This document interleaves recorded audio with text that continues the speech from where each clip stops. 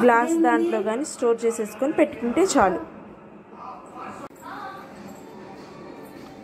మామిడికాయ తురుము నిల్వ ఉంచుకోవటానికి మామిడికాయలు 4 తీసుకున్నాము.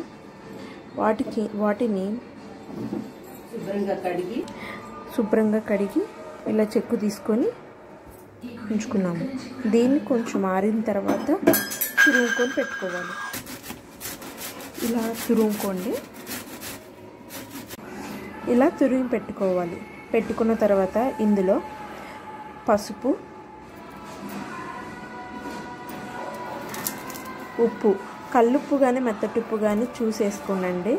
ఇందులో అయితే ఎక్కువ మోతాదులోనే పట్టిద్ది. క్వాంటిటీ ఇలా ఇంత అని చెప్పట్లేదు. ఎక్కువ వేసుకుంటేనే మనకి కొంచెం నిల్వ ఉండటానికి మంచిగా స్టోర్ అవుతుంది, లేకపోతే పాడైపోతుంది.